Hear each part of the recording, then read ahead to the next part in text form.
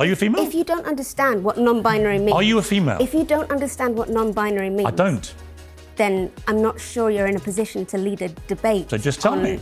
Tell me. But if you can't explain it in simple language, then what is it? What's the point? Just when you think the trans activist community can't get more unhinged, another live TV meltdown drops.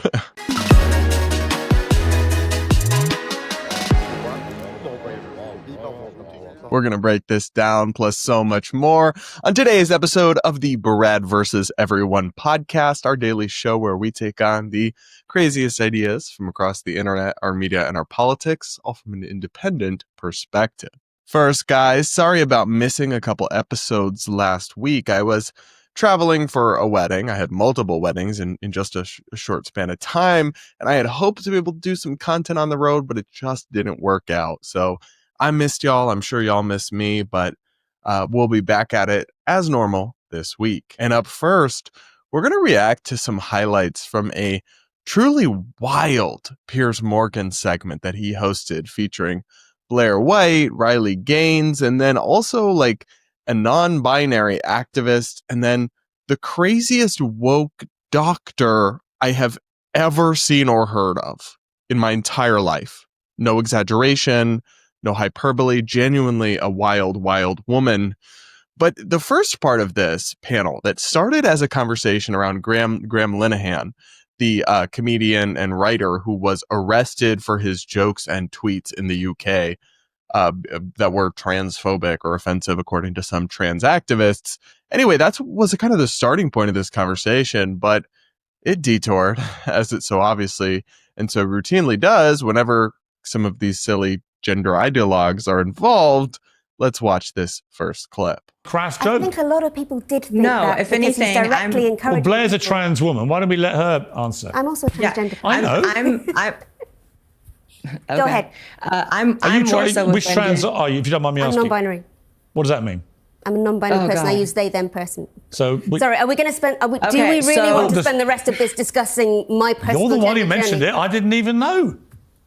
Well, now you know. That's a nightmare. Okay, so now I know. I'm just asking you what that means. Like, do you really want to discuss this? Because I You think raised the subject other of people- yourself being trans. I'm simply asking Can what I does finish that... my point? No, wait It's one always a second, wait one non-binary second. person It's actually really speaking over a interesting. transsexual. It's really... Oh my gosh, poor Blaire. Blair's like it just vocalizations during this are so relatable. Like, not another non-binary, because she's had non-binaries crash out at her in debates before, and this person being like, I'm trans, and it's literally just a woman who appears as a woman. The words mean nothing. You watered down concepts to the point of insignificance. And then non-binary. What is non-binary, right? Well, we've talked about on this show that I don't recognize non-binary as valid or legitimate. I think there are two sexes and infinite personalities, but everyone, with extremely rare exceptions involving like genetic instances of people who are intersex, everyone's male or female. Just you can't feel neither male nor female or both. That's not a thing. You can have whatever personality you want, and I don't believe in gender stereotypes. But non-binary is actually regressive. It actually implies that, oh, well, I must not be female because I don't like to act or present a girly kind of way, or so on. So I've always rejected it. I've always found it nonsensical. But what was so striking about this passage, this clip that quickly popped off on the internet from this interview, is that this non-binary professional activist really could not or would not provide any sort of basic definition of what non-binary supposedly means, even though Piers asked over and over and over again. We're going to take a look at this next clip where, gosh, Piers has the patience of a saint sometimes.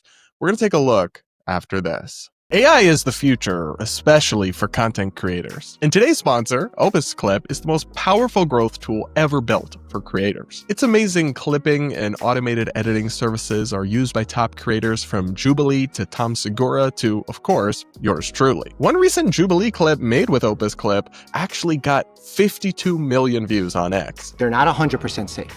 Nothing in life is 100% safe. Driving or walking here today is not 100% safe. I could have a heart attack right now. Cannot predict it. But what we can do is try to do the best that we can with the information that we have. Opus Clip has helped people reach new audiences, drive views to long-form content, make a splash on TikTok, get started on YouTube, and so much more. Don't get left behind. To start your content journey today, check out the link in the description and get a week free of Opus Clip Pro and then 3 months at 50% off. Only available now at the link in the description. Now back to today's show. So let's watch this next clip where Piers really just tries to get some basic answers from this non-binary and doesn't, in fact, get any answers at all. Let's listen. Do you mean you're non-binary? Are you really just going to... Can you explain it? Are you going to cut Blair off now? I'm just asking you to explain it. I'll come back to Blair in a moment. Well, you were the one that cut me off, sis. But Yeah. I will say that. Hang on one second, Blair. anything, Sorry, Blair, wait 1 second. I just want to ask, what do you mean by non-binary? When I say I'm non-binary, I'm expressing my identity in a way that Well, what I does have a that right mean? to do. I'm sorry? What's your sexuality? My sexuality. Yes. This doesn't have to have anything to do with my Actually, the sexuality. UK government now says that people are male or female. The British Prime Minister says people are male or female. I don't think the UK government should have the final say on how I express Will they myself determine the and laws how of the I'm country? treated. I'm just curious what you mean by non-binary. What does that mean? I'm curious. Well, firstly, What are your pronouns? they, them. What does that mean? There's only one of you. What does they, them... actually, they, them has been... The collective they has been used to refer to individual people for centuries and still is. So, I mean, if you don't understand basic grammar, that's on you. But I don't really I think you understand. do. I don't understand. I've got to be honest with you. I don't understand the concept of what non-binary means, or why you would Neither use do I, and I'm you would trans, use a neither do plural I. pronoun to describe a singular person. That makes sense. To me, this is the problem with the whole woke thing. Is that it's inexplicable. Nobody really knows what it means. I don't know what you mean by non-binary they, them. There's one of you sitting here, and you look to me female. You're a female? Okay. Are you a female? If you don't understand what non-binary means... Are you a female? If you don't understand what non-binary means... I don't. Then I'm not sure you're in a position to lead a debate. So just tell me. Tell sorry. me. But if you can't I was asking you. explain it in simple language, then what is it? what's the point? Well, explain what 'Cause I could tell you non-binary is. exactly what It being a means that my transsexual gender is. identity is something other than man or woman. I'm But a you accept non-binary you're- individual. But you accept you're a female. I don't think that I'm here to discuss the contents of my You underpants. raised I don't think that's this whole appropriate. thing. I didn't mention No, I anything didn't. about what you were. You did. You said I'm trans. This has really become uncomfortably personal. Has it? You said it, not me. Oh my gosh. This has become uncomfortably personal. Babe, you brought it up to try to say I'm trans, my opinion matters more, which whatever, to me it's irrelevant, and you're also not even trans, you're non-binary, which is not trans. But then this person is acting like being asked to define non-binary is some sort of Herculean challenge. Give us anything. After about 10 times, she gives us, it means I don't feel like a man or a woman. Of course, she can't explain what that means without doing regressive sex stereotypes. However, the treating a fact as like a hate crime or an inappropriate, personal, invasive question. You're a female, though. You acknowledge you're a female. Deflection. You're a female, though. Deflection, deflection, deflection. But you acknowledge that you are a female. Why do you want to know what's in my pants, Pierre? Oh my gosh, it's not about that. It's about obvious biological reality that you seem to want to deny and gaslight about, and then just pretend that that's perfectly legitimate. We're not allowed to ask any questions, or we're creepy bigots and extremists, and everybody has to treat your identity as sacrosanct. It's not. It's not valid. It's not real. It's a fad. It's you trying to pass off a personality type, which I'm fine with, by the way. I don't believe in gender stereotypes. So I think if girls want to be androgynous in their presentation, their vibe, their mannerisms, they even want to be extremely masculine. I met a woman recently who is a lesbian, and she is extremely masculine in her presentation. That doesn't bother me whatsoever. I think that's great. I think it's wonderful. I think that's a part of the diverse tapestry of human expression. But don't deny biology and reality and invent fake victim identities to try to cash in on clout or whatever. You're dragging us all down. You're making the LGBTQ plus Wi-Fi password, whatever, you're making us look like a joke.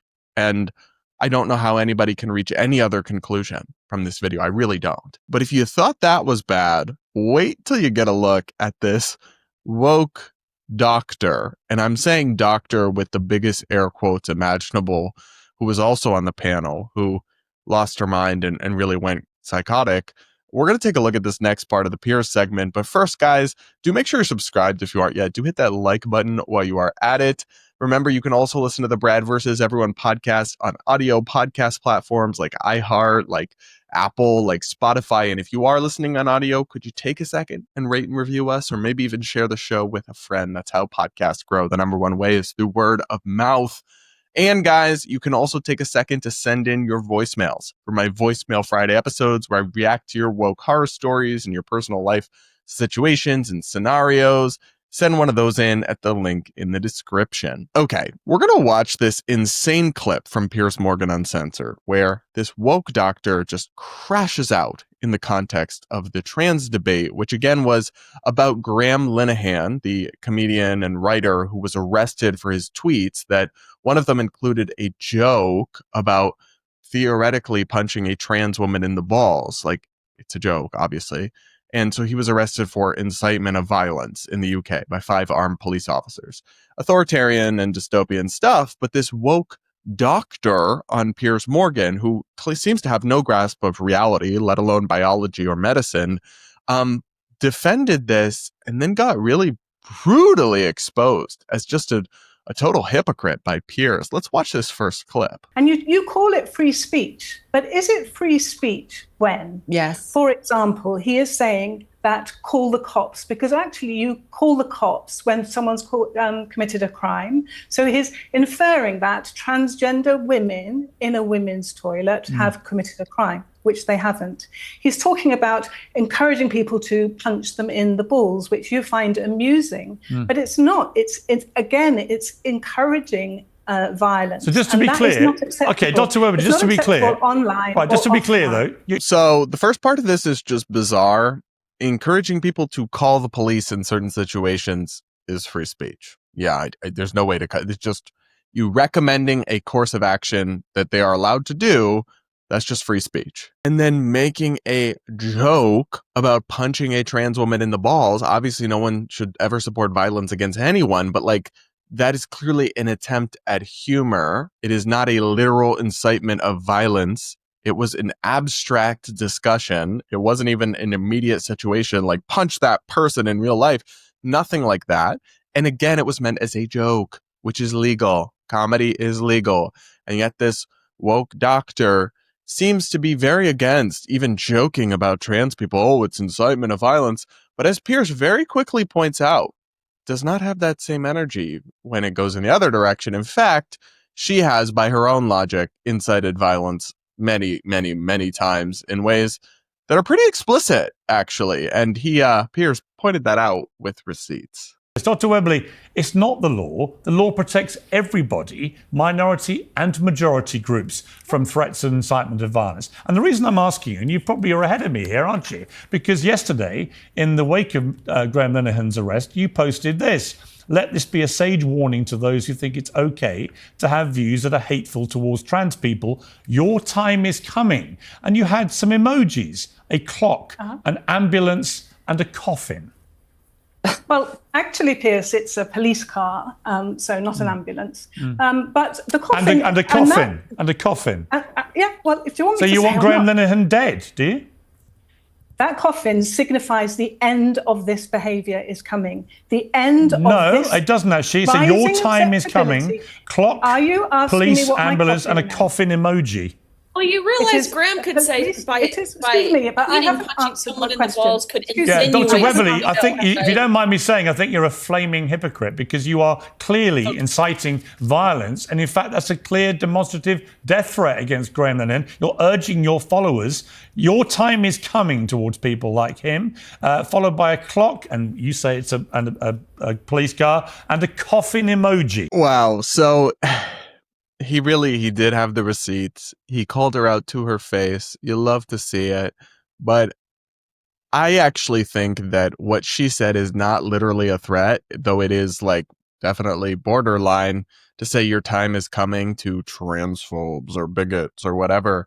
It's really not. In a free society, at least it shouldn't be. Maybe in the UK, because y'all are dystopian and a bizarre, crazy, censorious society. But even something like this, saying your time is coming, coffin emoji, whatever, I actually do think that's free speech. I don't think that gets anywhere close to directly inciting violence. And while I find that kind of language like insane and unhinged, I certainly would never want her punished for it. But it's about holding people to their own standards. And if she thinks literally jokes are prosecutable incitements of violence, then certainly saying your time is coming, clock emoji, coffin emoji to the people you disagree with is pretty similar. I mean, clearly she has no standards at all except for double standards. And I buy her same logic. She should be arrested by 5 armed police officers and taken to jail for her tweets, because she, that could offend somebody and incite violence by this extremely loose and nebulous definition that she's so quick to push when it comes to Graham Linehan or the other people she defines as transphobic, which I'm sure is a very, very, very broad and loose term. But the fundamental reality here is that hate speech is free speech. That's the point. Those are the only ideas that need protection. Popular ideas aren't going to be censored in the first place, but unpopular ideas, the ones that offend a lot of people or upset people, are exactly the ones in need of protection. The whole point of free speech is to protect minority viewpoints from the mob, from the masses. And a lot of those minority viewpoints, originally radical, hateful, disruptive, actually go on to change society and become widely adopted over time, but not if you stifle them, not if you arrest people over their tweets. It's unhinged, it's censorious, and it's illiberal. It's also just the worst possible way to advocate for acceptance or dignity for the transgender community, which Blaire pointed out in the final clip I'll play for y'all here. No offense to the 2 women on the panel who are on the other side of this, but with allies like you guys, who even needs transphobes? Who needs anti-trans people? Who needs anyone who hates trans people? The sorts of positions that you guys hold are the exact reason why there is a whiplash of backlash against trans people. Blaire is exactly right. It is this exact type of radical and unhinged gender activism that has led to backlash against everyday trans people who just want to live their lives, like Blaire, and the broader LGBT community, including leading to declining support for gay marriage and gay people, which I find really objectionable, because this non-binary stuff, these crazy gender ideologues like this doctor, who I wouldn't trust her to put a Band-Aid on me, frankly, with the depth of her radicalism and activism.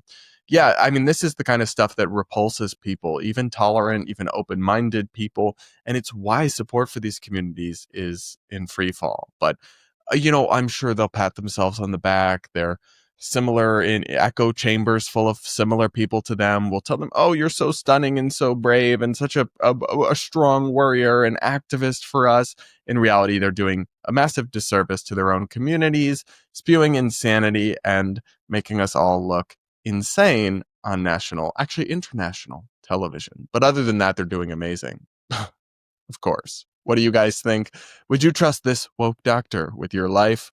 Let me know in the comments below. Make sure you're subscribed and hit that like button while you're at it. Up next, we're going to talk about a crazy story that's going viral right now that all started at a baseball game where a woman, since dubbed the Philly Karen, has gone viral for the wrong reasons after stealing a baseball from a child, that was hit a home run into the stands. And now the discourse that it has prompted is absolutely unhinged. First, here's a video summing up what happened from NBC Sports Philadelphia. Okay, would you give that ball back? I wouldn't have given that ball back. Yeah. The Harrison Bader home run, I'm sure everybody's seen it by now, or at least most people have seen it by now. Bader, 4th inning, upper deck up in left field. And I thought the rules in the ballpark, when there's a home run ball to be had, unless it's in somebody's hand, it's fair game. Correct. The ball seemed to ricochet off some people. It's on the ground in front of some people. Another guy runs up, grabs it, takes it back to his son. All's well that ends well. Son was excited, but one particular fan had a problem with it. Yep. Just kind of a shocking it's like one of those like baseball moments that it's like the unwritten rule of baseball. Like the ball is free grabs. Like right. If you don't have possession, if you don't wrestle it away from somebody, it's there. Yeah. And kind of a shocking moment. It kind of killed the vibes because we were on a high. Yeah. It was just when you felt bad for the dad, you felt bad for the kid more than anybody. Yeah, Marsh and Bader go back to back. Everything's great in the office too, and it just kind of killed the vibe. But Harrison Bader and the Phillies come through with a sign bat for the kid. Dave Dombrowski was there as well, so a really cool moment. And all is well that ends well. Yeah.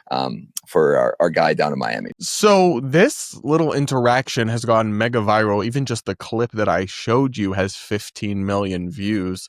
It's prompted this whole wave of discourse about what went down here. People have very strong thoughts. I don't. Obviously, I think this woman, her behavior was very inappropriate and kind of unhinged. Like, why are you freaking out at this dad over a baseball? It's not that deep, and you're a grown woman. Let the child have it. But so obviously, I think the way she handled this is ridiculous and absurd, and yes, is absolutely giving Karen. The haircut doesn't help. But I don't think that this means she's like a terrible person or the worst human being on planet Earth. And it did work out well in the end for the kid. He got the team rallied around him. They gave him signed merchandise. He, like, if anything, it worked out a lot better for him in the end than simply getting the ball, because this went so viral, got attention, and they ended up kind of giving him, inside access to players and signed stuff and all this stuff. So it worked out to his benefit. But the dad, first I want to talk about this. The dad is getting a lot of hate, particularly from like the online right wing, for what? I don't know, for giving the woman the ball, for de-escalating the situation rather than like fighting her or just standing up to her and telling her, absolutely not, get out of my face, back off, woman, and letting the situation escalate. So, for example, the right-wing commentator Savannah Hernandez tweeted, "The father's response is jarring because it's a clear indication that his natural response to danger isn't to protect or stand up for his son, but to recoil in fear.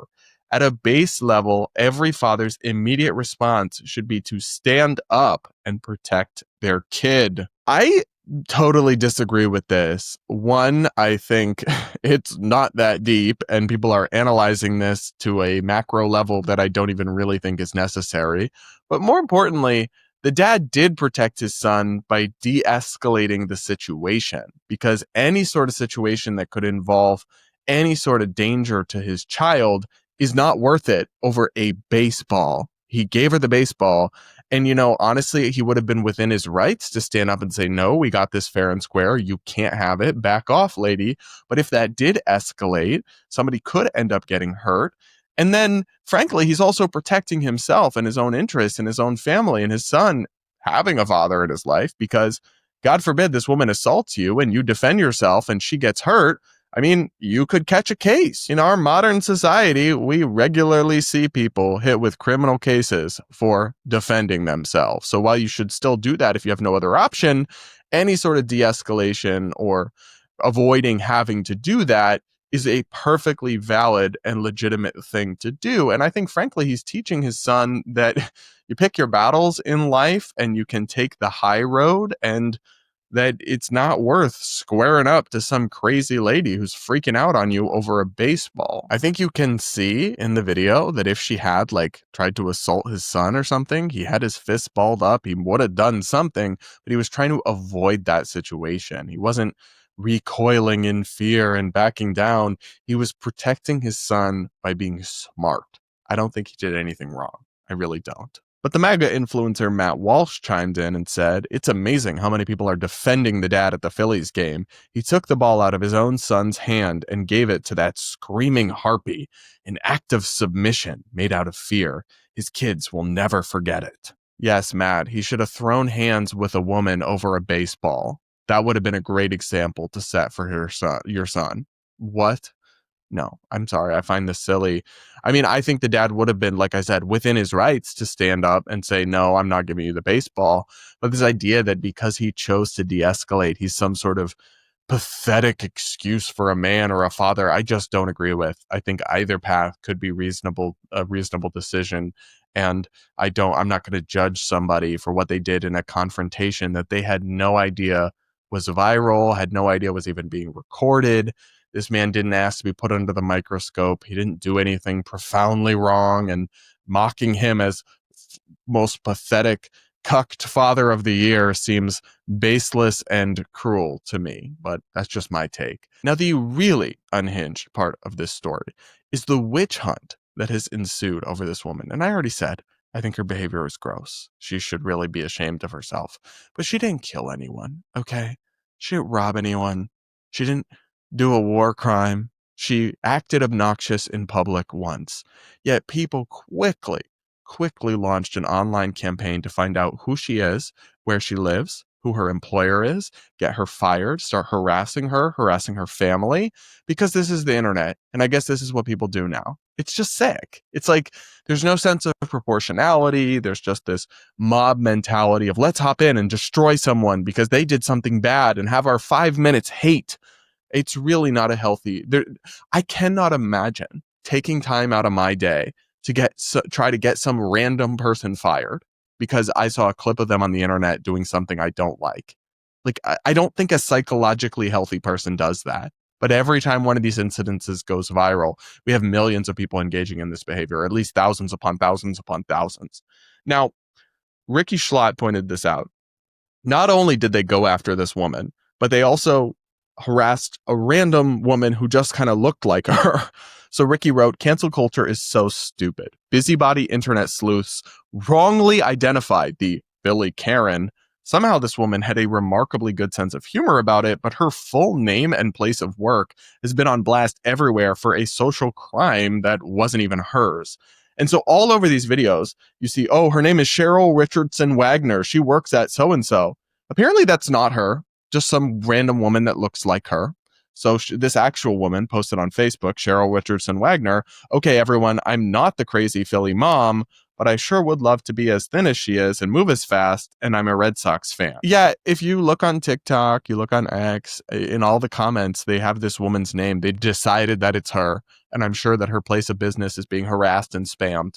It's actually insane. Why is any of this necessary over a baseball? How does this advance or improve society in any way? I think this story is just a microcosm of something very unhealthy in internet culture, and we've got to stop treating public shaming as some sort of blood sport with just no sense of proportionality or justice, where we just pick a villain of the day on the social media and destroy them. Obviously, this woman did something wrong, but she didn't murder anybody, and she doesn't need to be identified and have her business harassed and get her fired and let her family know what a piece of crap she is. It's not the end of the world. Conflict sometimes happens. People make mistakes, and we all desperately need to log off and touch some grass. That's my take on it. But you guys let me know what you think in the comments below, and hit that like button while you're at it. Okay, guys, up next, we're going to talk about the wild and frankly diabolical memes that the White House, the official account for the White House in America, is posting on social media. So the context here is Rosie O'Donnell is a feminist, woke, liberal celebrity of sorts who has long beefed with Donald Trump, honestly long predating his political involvement. But anyway, we now have the White House sharing memes of Rosie because she recently fled the country and moved to, I believe, Ireland. We covered this on the show because she fears Trump's America, and we kind of made fun of that. It's absurd. But now they're memeing her and threatening to revoke her citizenship? ? So the White House posted this meme on X and said, Rosie O'Donnell, then it's like a blown up photo of her zoomed in. And then it includes a post from Trump. As previously mentioned, we are giving serious thought to taking away Rosie O'Donnell's citizenship. She is not a great American and is, in my opinion, incapable of being so. What? Excuse me? Is this a joke? I hope it's a joke, but he says they're giving serious thought to this. And with this kind of trollish approach, you really can't tell what's meant seriously, what's meant purely as a joke, what's somewhere in between. And call me old-fashioned, call me a boomer, call me whatever you want. I don't think the White House's official account should be used to troll citizens with memes. Shoot me. That's my hot take, that maybe we should have a little more professionalism and dignity on the timeline. Like, do we really want this to be our face to the world? Trolling our own citizens with memes from whitehouse.gov. Like, come on. Couldn't you at least use personal accounts to do it if you're going to do it? Maybe I'm the crazy one. More importantly, though, I have no love lost for Rosie. I've made fun of her. I think she's a joke. But you can't actually do that. You can't revoke people's citizenship because you don't like their ideas or you think they suck or whatever. That would be like blatantly unconstitutional, a violation of the First Amendment, and not really something anyone should want to happen. I mean, would you want a Democratic president revoking the citizenship of people he thinks are un-American or bad?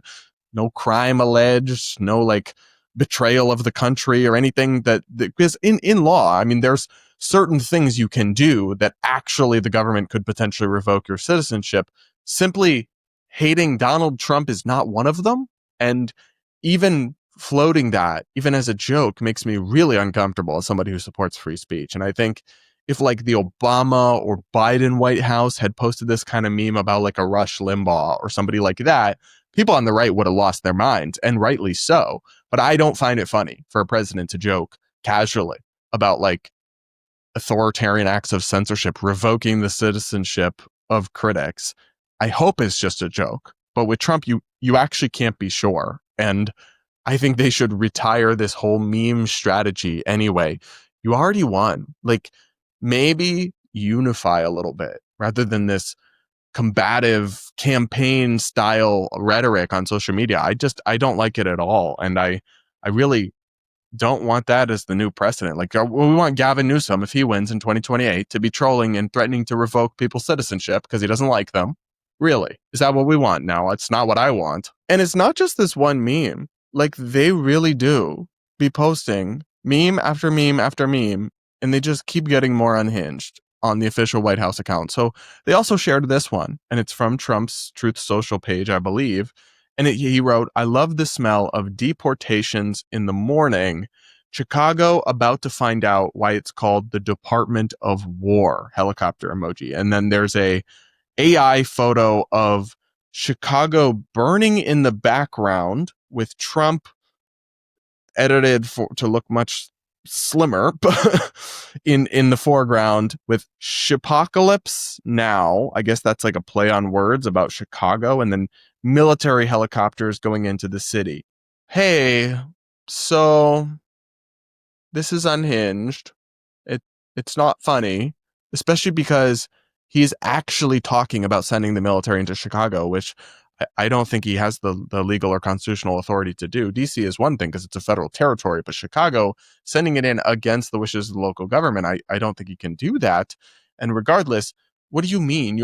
Are you declaring war on an American city? You're saying you're going to invade it? You're saying it's going to burn? Like, I get that this is not meant seriously. I sure as shit hope it's not meant seriously, but there's something about this that is so bizarre and so inappropriate to me. Like, what are we doing?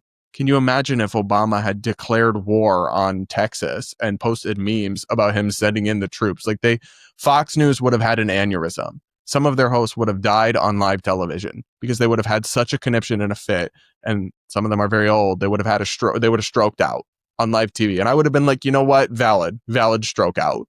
But now we just have Trump doing this and he just gets away with it because he's like this or whatever. But he didn't do this stuff in his first term. And I thought he was his first term. I thought, I agreed with a lot of it. I supported a lot of it, but I don't know what the hell this is. What are you doing? You're declaring war on an American city. Sure, Chicago is in a rough spot in many ways with crime and other things.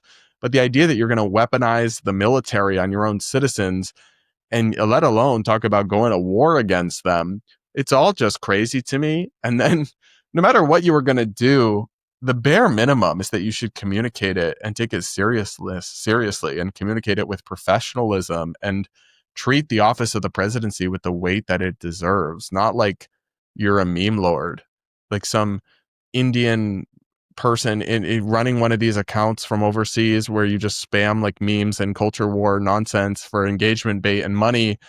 That's like what the whitehouse.gov account is looking like these days. And I find that incredibly depressing and unacceptable. But that's just me. You guys, let me know what you think in the comments below. And that'll be it for today's episode of the Brad vs. Everyone podcast. Thank you all so much for tuning in. Do make sure you're subscribed if you aren't yet. Hit that like button while you're at it. And remember to send in those voicemails for our Voicemail Friday episodes. And with that, guys, we'll talk again real soon.